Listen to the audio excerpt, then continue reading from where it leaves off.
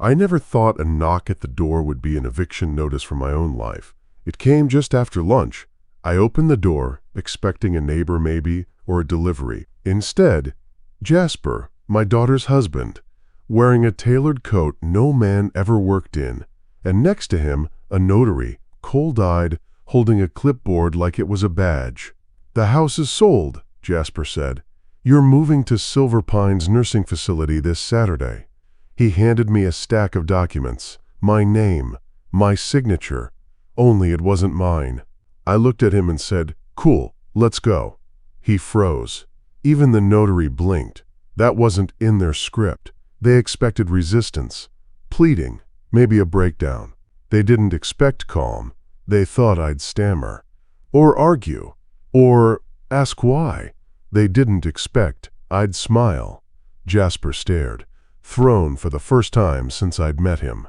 He looked past me into the house like he was already counting the furniture. "Saturday," he repeated, slower now. "I already said. Let's pack." I stepped back and gestured toward the hallway. "No point in wasting time, right?" I stepped inside. Neither of them followed. 5 seconds passed. Then they turned and walked off the porch, just like that. When their footsteps faded, I locked the door. Deadbolt. Chain. I just sat down at the kitchen table, opened my old yellow notepad, and wrote down one line. August 13th, the day he signed his own downfall. But the one I saw on his face, the moment he realized I wasn't going to beg, he thought he was taking something from me. He has no idea what I'm about to take from him. The date was August 13th.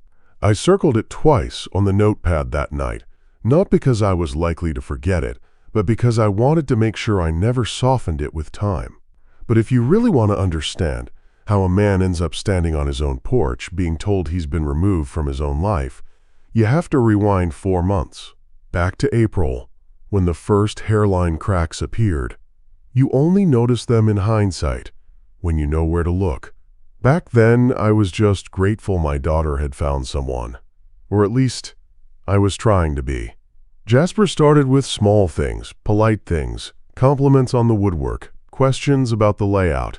That kind of surface-level curiosity that seems like bonding until you realize it's inventory. He asked about the age of the roof, whether the property was insured for flood damage, and once, while standing in the garage, he made a passing comment about how the market in this zip code is hot. I didn't answer him, not because I missed the meaning, but because I'd heard that tone before, from men who wore smiles the same way they wore their watches, flashy, borrowed, and meant to distract you from the hour they're stealing. Then he started taking photos. I caught him once in the backyard, holding his phone at just the right angle to get the lake view behind the porch. He grinned and said, "Just admiring the potential." At the time, I wanted to believe he meant the wedding, new beginnings, family, something pure. That's what I told myself anyway. But now I know better.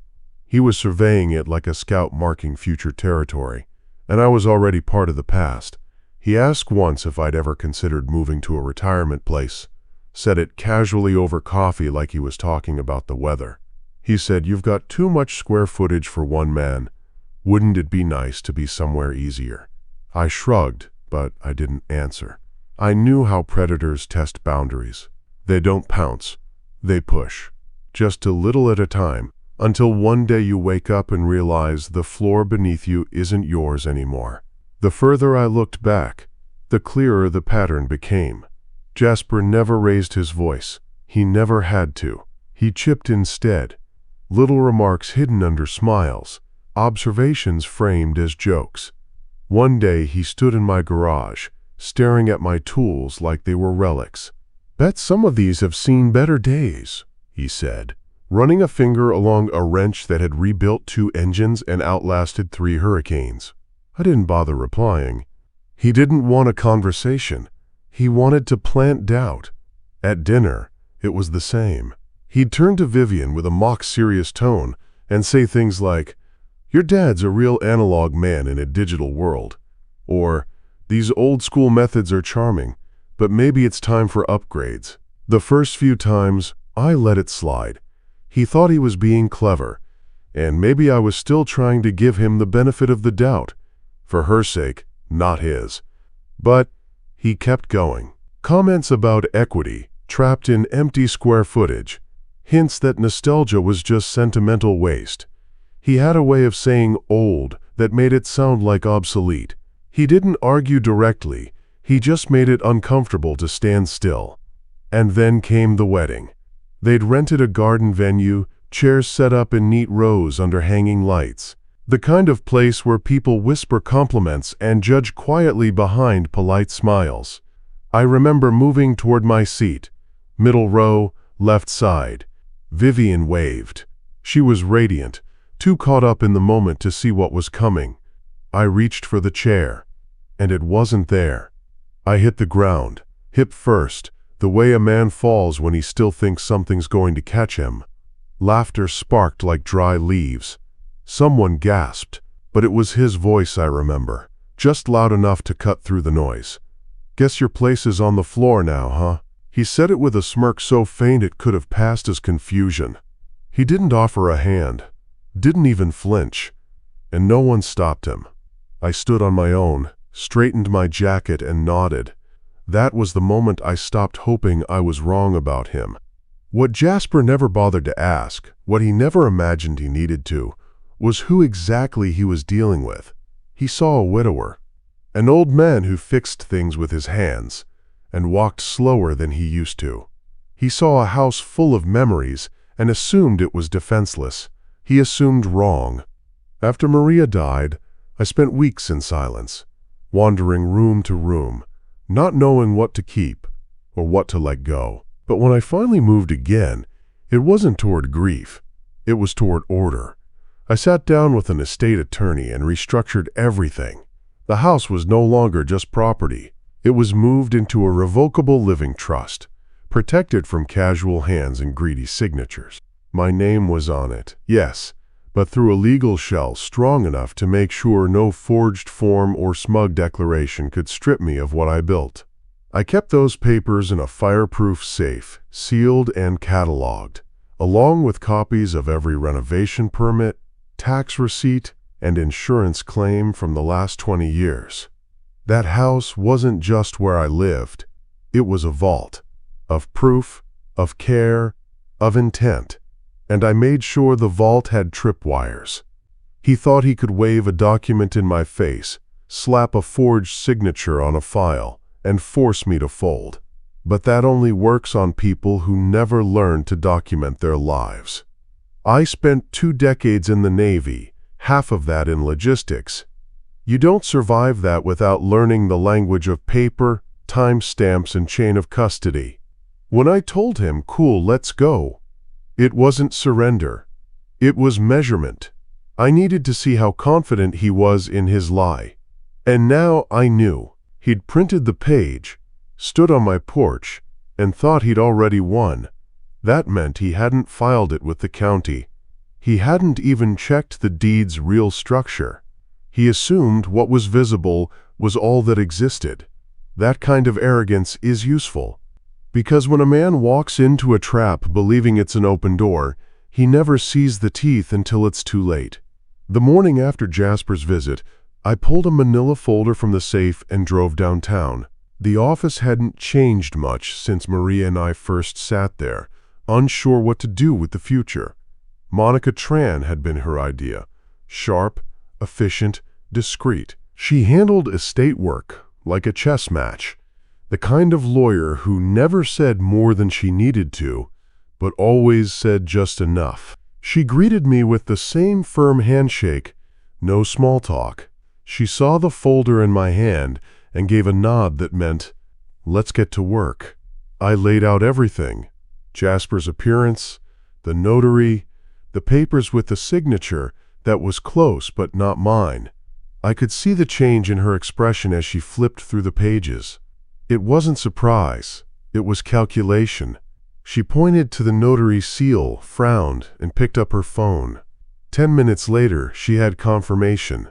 The seal had expired last year, and there was no sale filed with the county, no record of a pending transfer, just a fake contract with a fake signature, held by a man too proud to check if the wall he was leaning on had any foundation.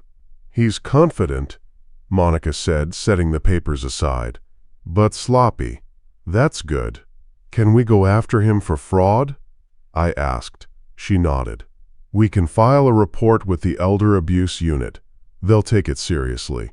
And we'll pursue a restraining order. He shouldn't be allowed near your property again." "Do both," I said. "Don't stagger it. Let it all land at once." She smiled faintly. Approval, maybe. Or just recognition that I wasn't here to be walked through gentle steps. I was here to move. Monica handed me a checklist, dates, calls, any texts, anything, with a paper trail. "Keep everything," she said. "Even the silence can become evidence if timed right."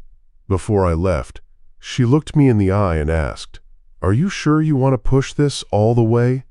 I didn't hesitate. He tried to erase me. I want him to see what happens when you fail. I didn't leave Monica's office looking for comfort. I left with a mission. And once a man has that, there's no room for anything soft. This wasn't just about keeping a house. It never really was. I knew what Jasper wanted. Control. Not just of property, but of narrative.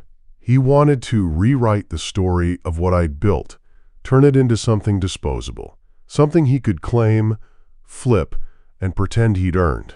He wanted to make the last piece of my life, the place Maria and I poured decades into, just another asset on his balance sheet. So I drew a line, not just in court filings or notarized affidavits, but in my own mind. The objective was simple: expose Jasper's fraud, preserve my ownership, and set up a legal noose tight enough that he couldn't wriggle free without tearing off something permanent. Not in anger, not for revenge, but because a man has the right to protect what he's built, especially when the attack comes dressed in family. But that wasn't enough. There was a second piece to this, the one I didn't say aloud to Monica, because it wasn't about courtrooms or statutes. I needed Vivian to see it for herself. Not just the fraud, not just the forged documents, but the man she married. She needed to see how casually he tried to erase her father. I couldn't force her to believe it, but I could lay it bare, piece by piece, until there was no more pretending. And I wasn't going to do it loud. I wasn't going to storm the house or shout accusations in front of guests.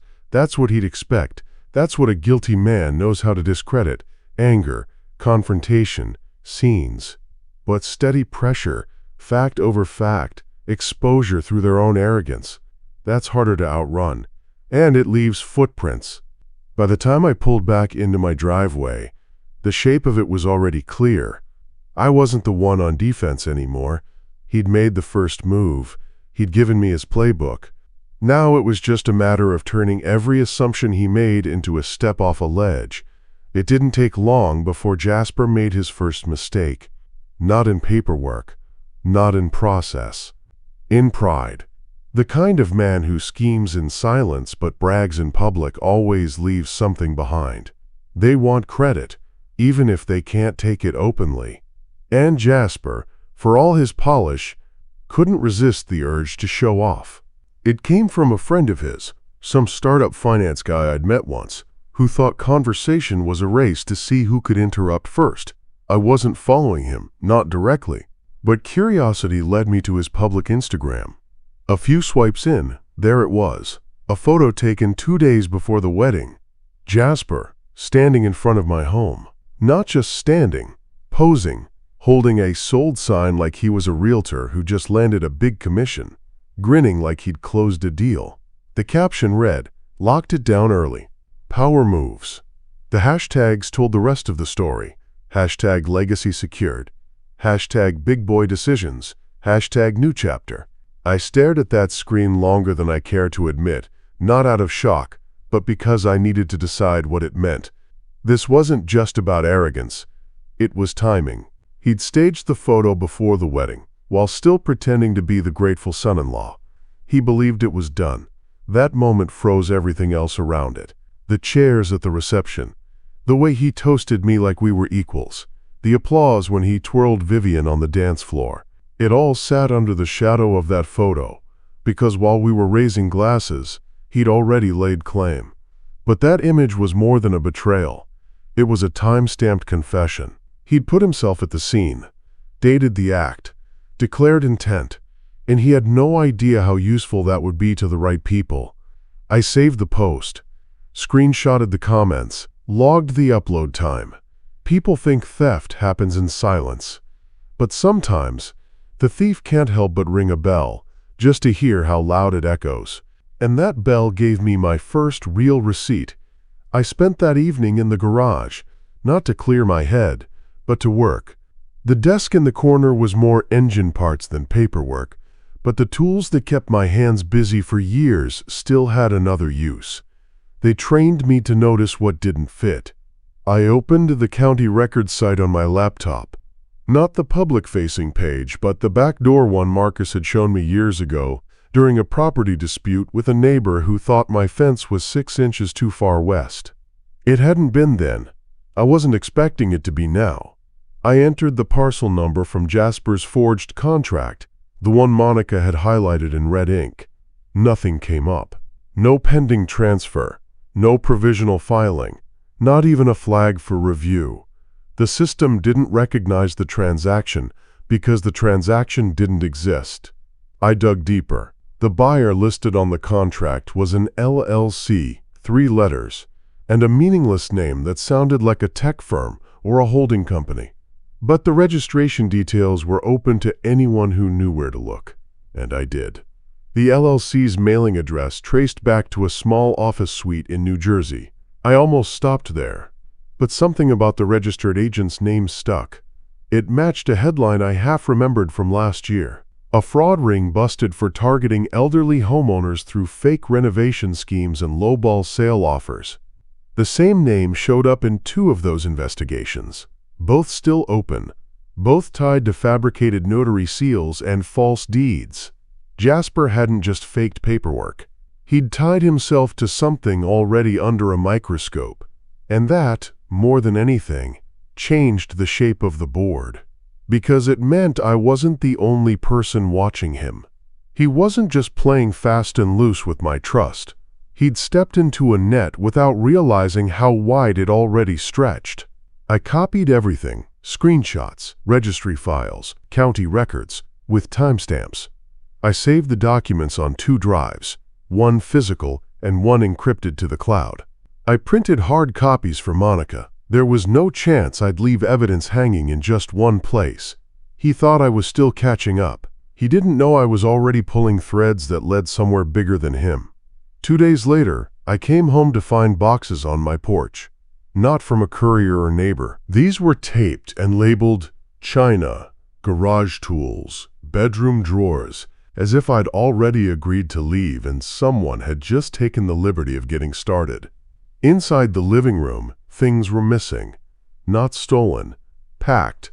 My late wife's china set was wrapped in paper I hadn't bought.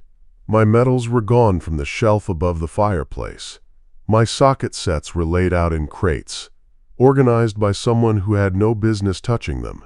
I stood in the doorway, not moving, not calling anyone. It wasn't shock that held me still. It was calculation. There were no signs of forced entry, no broken locks.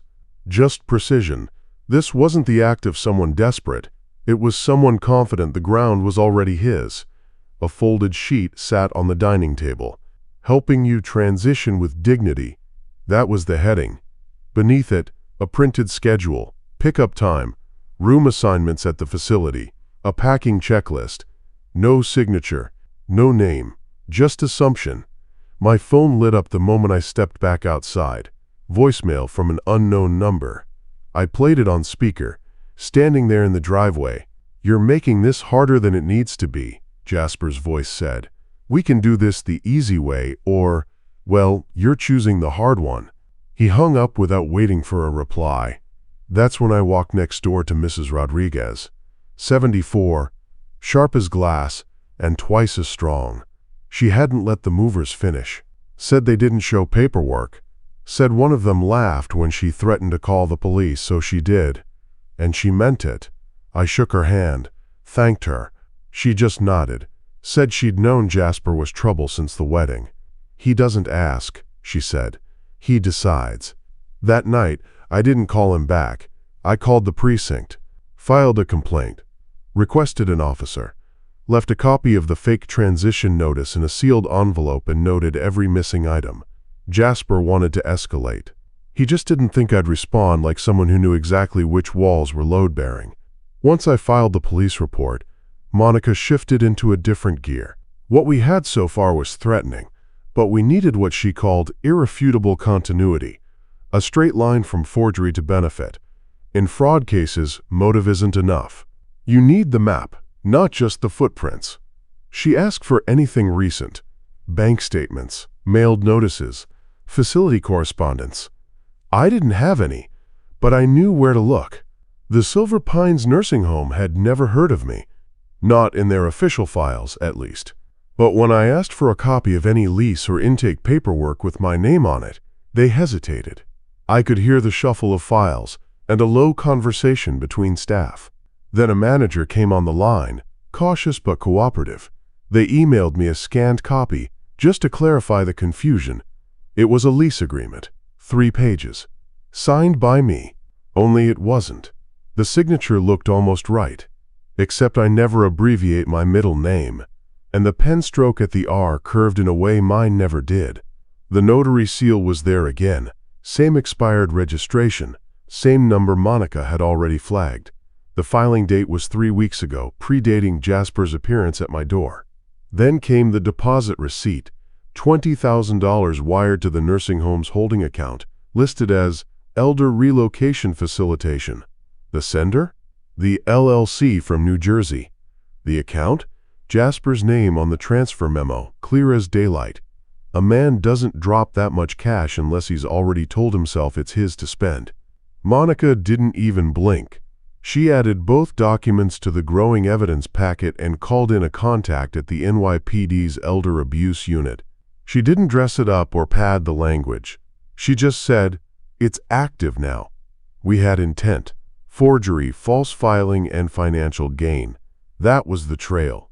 It no longer mattered if Jasper claimed misunderstanding or miscommunication. This wasn't a family dispute. It was a transaction, clean on paper, dirty underneath. He thought I was holding a grudge. He didn't understand I was holding receipts. It was supposed to end with a restraining order. That's what I told myself. Get the house locked down, get Jasper out, and let the legal process do what it was built to do. But when Monica called me 2 days after submitting the deposit records, her voice told me we'd crossed a line. "Richard, this isn't just him," she said. "The LLC tied to the deposit. It's one of 3 we've tracked operating under the same parent company. All of them have been flagged in separate investigations for targeting elderly homeowners." I didn't answer right away. I wasn't surprised exactly, just recalibrating. I'd been focused on defending my home, but this was larger. Jasper hadn't improvised. He hadn't acted alone. He'd followed a pattern, which meant he'd done this before, or learned from someone who had. "They pick widowers," Monica continued. "People without immediate oversight. No adult children nearby, or ones too entangled to push back.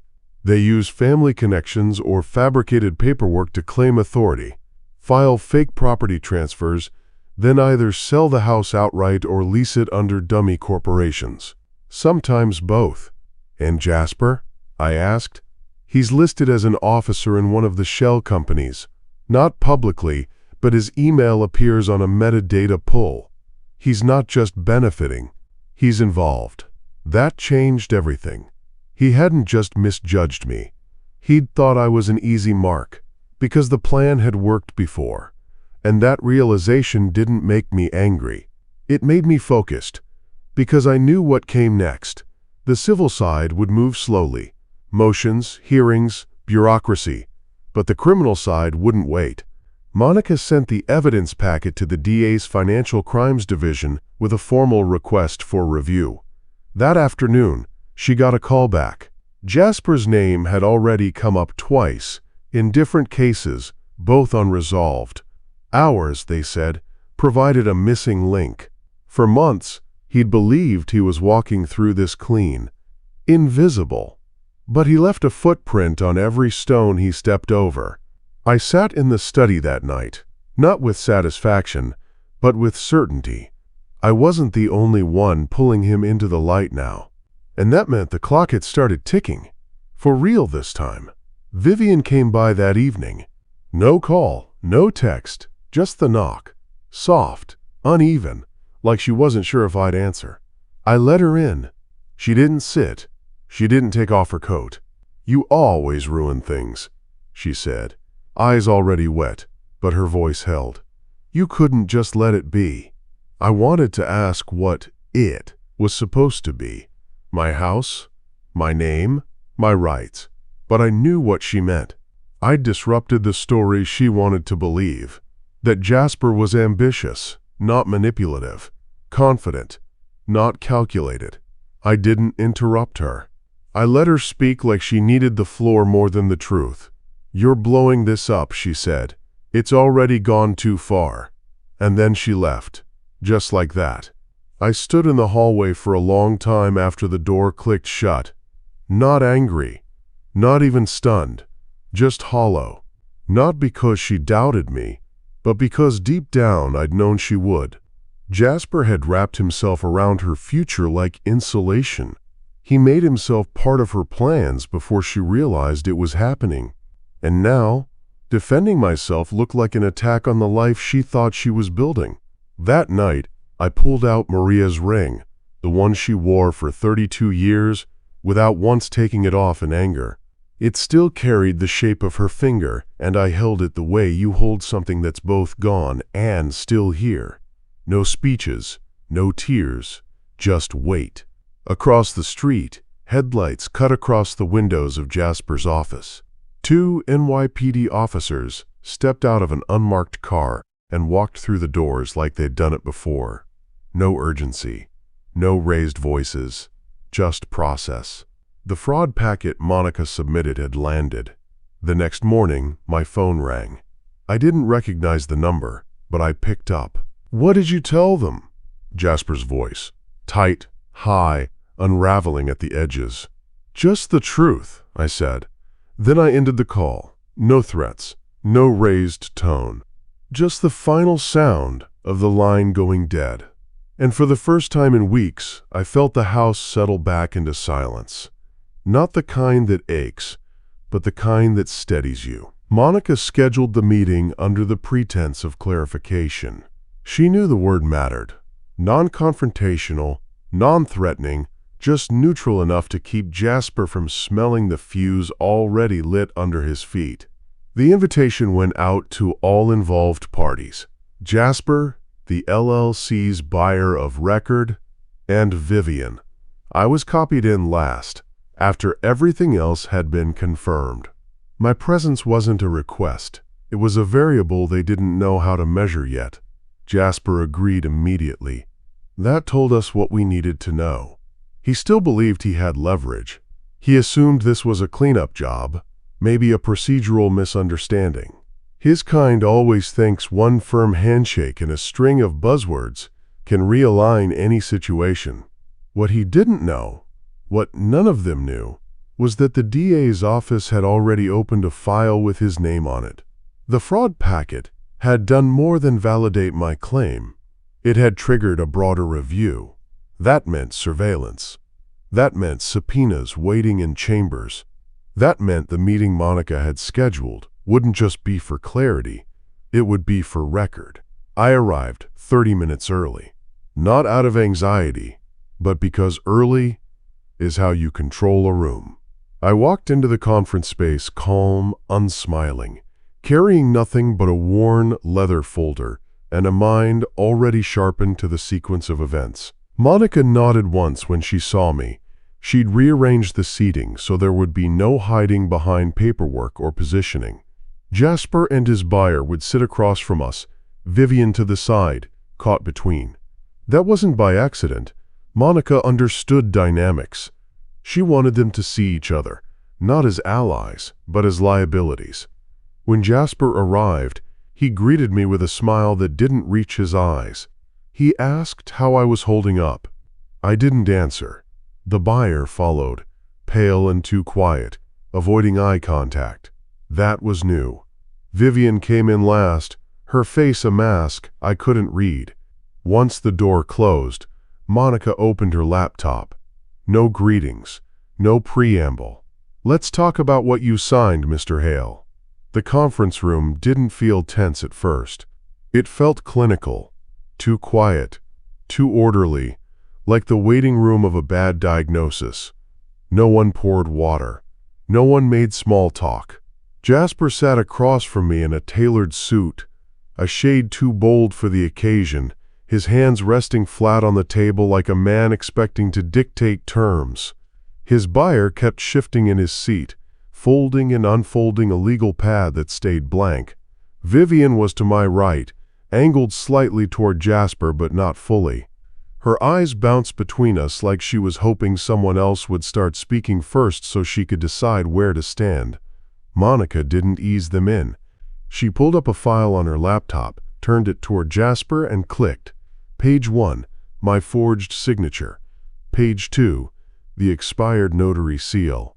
Page 3, the deed history showing no legitimate transfer. Her tone was flat, not aggressive, not accusatory, just deliberate. "You claimed legal authority to transfer property you never owned," she said. "These documents were not only false, they were filed with criminal intent." Jasper tried to smile. It flickered, then failed. He leaned forward, as if proximity could soften the facts on the screen. "This is a misunderstanding," he said. Voice measured, rehearsed. "My intent was to secure family stability." Monica didn't blink. "Intent will be determined by the district attorney. What matters here is execution. Fraudulent paperwork, forged lease, monetary deposit traced directly to your personal account." He turned to Vivian, reached slightly toward her hand. "You knew about this," he said quietly, trying to sound wounded instead of caught. "You were part of the planning." She flinched. That was the wrong play. The buyer stood without prompting. His chair scraped loud across the tile, louder than anyone's words had been. "I'm out," he muttered, not looking at Jasper, and walked out the door. For the first time, Jasper looked cornered. Not confused, not angry. Cornered. And still, Monica hadn't raised her voice. She turned the screen back toward herself and closed the laptop. "There's a formal record now," she said. "You may want to consider legal counsel before your next move." Vivian didn't say anything, but she didn't follow him when he left. The next hour wasn't a discussion. It was a dismantling. Monica took her time. No pacing, no theatrical pauses. Just one document after another, laid out in a sequence so tight it didn't leave room for doubt or negotiation. She started with the notary, the one Jasper had used to certify the forged signature. Monica had contacted her directly. The woman submitted a sworn statement denying any involvement and confirmed her commission had expired before the date in question. That alone could have carried weight. But Monica wasn't done. She opened a folder marked LLC Disclosures. Inside, a web of transactions. Jasper's name connected through emails, payments, and board minutes to the buyer's firm. Cross-checked addresses, overlapping EIN numbers, shared registration agents. His handprints were everywhere, even where he'd tried to wear gloves. The final page was the NYPD case number, confirmation that a formal investigation was underway. No hypotheticals, no maybes.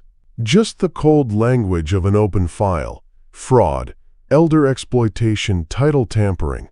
Jasper tried to interrupt once. Said it was all mischaracterized, that the money wasn't personal profit but a holding fee. His tone cracked at the edges, the language suddenly less precise. He kept looking at Vivian, not to plead, but to see if she still looked at him like a man worth defending. She didn't. Monica didn't bother arguing. She just pointed to the signature line on the nursing home lease. His. Next to mine. The one he forged. Then to the deposit from the LLC, tagged with his internal memo that read, "In full." Relocation confirmed. Seller compliant. That phrase hung there for a moment, heavier than anything else in the room. It wasn't just a lie. It was proof he believed the lie had worked. Monica closed the file. The DA will follow up. But for our purposes, Mr. Hale, this meeting is concluded. Jasper stood, hesitated, as if expecting Vivian to follow, then left without a word. His buyer had vanished long before. The door clicked shut behind him. I didn't move. Vivian didn't either. She looked at the folder Monica had closed, then at me. And for the first time, she didn't look like a daughter caught between stories. She looked like someone starting to see the truth. For a long moment after Jasper left, the room held a silence that didn't ask to be filled. Monica didn't look at Vivian. She looked at me, her expression calm but sharpened, waiting. She knew what came next, but she wanted it to come from me. I turned slightly toward Vivian, not to comfort her. There was nothing gentle about what had just unfolded. But to be clear, "You're not named on any document," Monica said, her tone level and legal. "You signed nothing. You didn't participate in the filings, the deposit, or the fraud. As far as we're concerned, you're legally uninvolved." The words didn't land gently, but they landed clean. "You can walk away from this," she added. Vivian's jaw tightened, the kind of reaction that usually precedes a denial or defense. But none came. She looked down, eyes fixed on the corner of the folder Monica had just closed. Her fingers twitched as if she wanted to reach for it, to verify what she'd seen with her own hands. But she didn't move. Then Jasper's voice broke through the hallway. "She didn't know anything." It was louder than it needed to be, forced through the thin veneer of control he was still trying to hold on to. He stormed back in without invitation, face flushed, breathing too hard for a man who thought he still had any footing left. "She didn't know," he repeated, voice cracking now. "Don't put this on her." No one had. That was the part he didn't understand. He was defending a line no one had crossed, but in doing so, he drew the focus squarely on himself. The panic in his voice wasn't about protecting Vivian. It was about losing the one person left who hadn't yet walked away. And in that unraveling, everything became visible. He wasn't in control. He wasn't calculating. He was exposed. Vivian stood without looking at him. She didn't speak, didn't cry. She just picked up her purse, nodded once at Monica, and walked out past him without a pause. Jasper turned to follow, but Monica stepped between them. "This is done," she said, and for the first time her voice wasn't calm. It was final. By the next morning, the story had legs of its own. Monica had filed everything exactly where it needed to go: county clerk, state fraud registry, elder abuse coordination center. But what really pushed it into the open wasn't paperwork. It was Jasper's buyer, or rather, his buyer's silence. By noon, Morrison & Associates, the commercial real estate firm tied to the LLC, issued a terse statement. "Mr. Hale is no longer affiliated with our firm. We are cooperating fully with the authorities." That sentence, 15 words long, undid a decade of curated image building Jasper had poured into. His name, once slapped across webinars and finance panels like a shiny logo, was now quietly erased, scrubbed from directories, profiles, partnerships. The message was clear. He wasn't protected anymore. And then came the blog post. A small legal commentary site picked up the fraud filing. The title wasn't subtle. "Brooklyn veteran halts property grift with a paper trail." It wasn't front-page news, but it didn't have to be. The niche circles Jasper moved in, the ones where leverage passed through winks and non-disclosure agreements, read that site religiously. His credibility wasn't just cracked. It was compromised. 3 days later, Vivian returned. She didn't knock. She didn't say a word when I opened the door. She simply held out a keychain. 3 keys: house, garage, side gate, and placed them on the hallway table. No hug, No tears. Just that small, metallic goodbye. She didn't need to explain. Her silence was the explanation. She wasn't choosing sides anymore. She was stepping off the board entirely. And I didn't stop her. I closed the door gently after she left, and stood there a while, hand resting on the lock. Not because I was second-guessing anything. Not because I felt triumphant. But because I knew some kinds of winning come with no celebration. Just the quiet confirmation that you're still standing. Jasper had tried to control the story. But stories don't hold when they're built on fraud, and the world he'd crafted around charm and half-truths was starting to collapse, without me needing to lift another finger. By the end of the week, the paperwork caught up with the damage. The restraining order came through without friction. Monica said the judge barely hesitated after reviewing the documents. False filings, forged signatures, bank records, sworn statements. Jasper wasn't just barred from setting foot on my property. He was prohibited from contacting me in any form, directly or through someone else. That included Vivian, which Monica had clarified in writing, knowing full well how manipulation often crawls back in through the side door. At the same time, Morrison and Associates issued a second statement, this one internal. Jasper was suspended indefinitely, pending review by their ethics board. No pay, no projects, no access to clients. They didn't cut him loose entirely, not yet, but they left the message just loud enough for the rest of the industry to hear. His presence was now a liability. Monica also filed a civil suit on my behalf. Quietly, directly, no media flair. The damages claim focused on emotional distress, attempted theft, and property interference. It wasn't about money, it was about record, legal history, a stamp that wouldn't fade, a statement in a language people like Jasper understood, court dockets, and case numbers. Through all of it, my home stayed untouched, not because I'd fought for it tooth and nail, but because I'd prepared for it before the war even started. The trust stayed intact. The deed never left its place. Every wall, every beam, every tool in the garage sat exactly where it belonged. Maria's china was unpacked and returned to the cabinet. My socket sets cleaned and stacked. Even the light by the front door, the one Jasper's movers had knocked loose in their first arrogant sweep, had been reset. I didn't hang flags. I didn't raise a glass. I made coffee the way I always had. Sat in my chair. Flipped through the paper. Because sometimes the greatest victory isn't the punishment dealt. It's the peace restored. Jasper had tried to erase me. And now, he couldn't even get near the sidewalk. The law wasn't loud, but it had teeth, and finally, they'd locked in.